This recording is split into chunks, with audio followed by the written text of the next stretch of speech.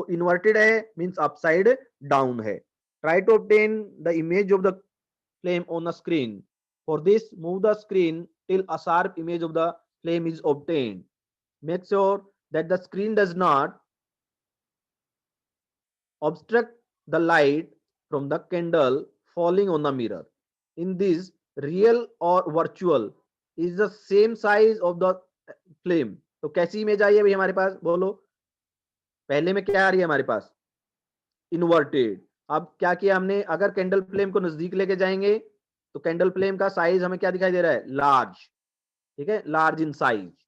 Now move the candle toward the mirror and place it at different distances. अब candle को किसकी तरफ लेके आएंगे हम, मिरर की तरफ लेके आएंगे। और स्क्रीन पे आप बैकवर्ड देख सकते हैं कैंडल फ्लेम का साइज क्या होता जा रहा है, इंक्रीज होता जा रहा है। यानी कि जो इमेज का साइज है वो सेम नहीं है, वो लार्ज होता जा रहा है।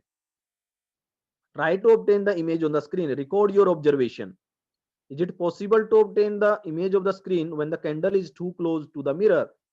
अगर हम उसको बिल्कुल नजदीक लेके आएंगे, ठीक है, look at the figure 15.16।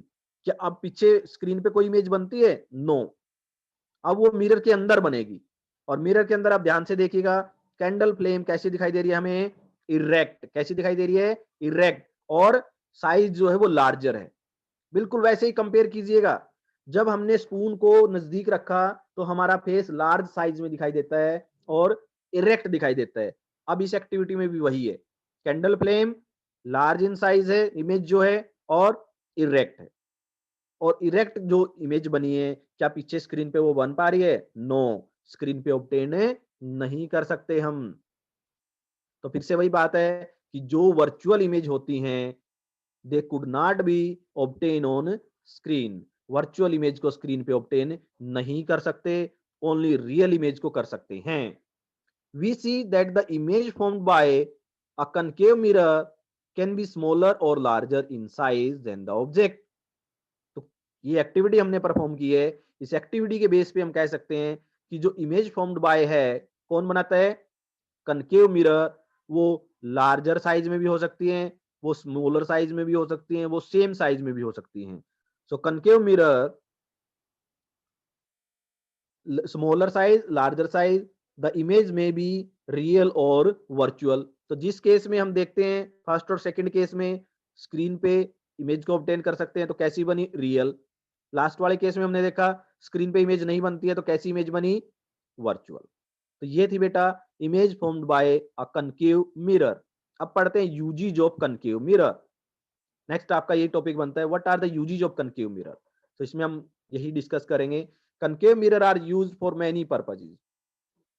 You might have seen doctor using concave mirror for examining eyes, ear, nose and throat. ठीक है, इनकी एग्जामिनेशन के लिए आईज, ईयर और नोज, थ्रोट की एग्जामिनेशन के लिए कौन से मिरर यूज करते हैं, concave mirror. Concave mirror are also used by dentist to see an enlarged image of the teeth. जब हम डेंटिस्ट के पास जाते हैं, दांतों के डॉक्टर के पास जाते हैं, तो वो भी एक माउथ के अंदर एक छोटा सा मिरर डालते हैं और उससे फिर वो इमेज देखते हैं टिथ की। ठीक है, वो बड़ी दिखाई देती है, तो वो जो मिरर होता है वो भी कौन सा होता है, कनकेव। तो ये यूजेस में आप लिख सकते हैं। Reflector of the torch, headlight and scooter are concave in shape. जो हमारी व्हीकल की हेडलाइट होती है उनके अंदर का जो सरफेस है वो इनवर्ड होता है, इनवर्ड। ठीक है, रिफ्लेक्टिंग जो सरफेस है वो इनवर्ड होता है। टॉर्च के अंदर भी, कार और स्कूटर के हेडलाइट के अंदर भी, वो भी कैसे हैं, कनकेव इन शेप। तो ये यूजेस में आप लिख सकते हैं इनको।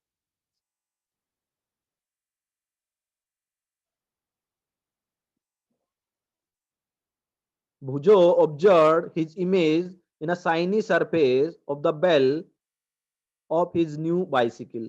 अब जो न्यू बाइसिकल की बेल है उसमें कार्य सरफेस आउटवर्ड होता है कि नहीं होता है, यस आउटवर्ड, जैसे स्पून का बैक सरफेस हमने देखा था।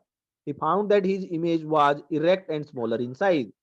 तो कैसी है वो, इरेक्ट है और स्मॉलर साइज में है। तो बिल्कुल स्टार्टिंग में ही हमने स्पून से एक एक्टिविटी की थी, उसका बैकवर्ड सरफेस कैसा था, आउटवर्ड। और आउटवर्ड सरफेस में कैसे दिखाई देती हैं, इरेक्ट इमेज और स्मॉलर इन साइज। तो उस तरह के सरफेस को क्या नाम दिया हमने, कन्वेक्स मिरर। कैसे एक्ट कर रहे हैं वो, कन्वेक्स मिरर। तो बेटा 15.8 पे भी आप देख सकते हैं टॉर्च के अंदर का जो रिफ्लेक्टर है या हेडलाइट के अंदर का रिफ्लेक्टर है वो कैसा होता है, वो कनकेव शेप में होता है, कनकेव में। तो if the bell is also a kind of spherical mirror, yes. Can you recognise the type of the mirror, yes. तो कैसा रहेगा बेटा, बेल जो साइकिल की जो बेल होती है बिल्कुल शाइनी सी, तो वो कैसी रहेगी, उसका आउटर सरफेस कैसा रहेगा, कन्वेक्स, कन्वेक्स। अगर पूछ ले स्पून का जो आउटर सरफेस है वो कैसा है, कन्वेक्स, कन्वेक्स में। ठीक है, चलिए नेक्स्ट एक्टिविटी परफॉर्म करते हैं। एक्टिविटी 15.8, रिपीट एक्टिविटी 15.7 जो हमने कनकेव के केस में किया था, अब हम कन्वेक्स मिरर के केस में करेंगे।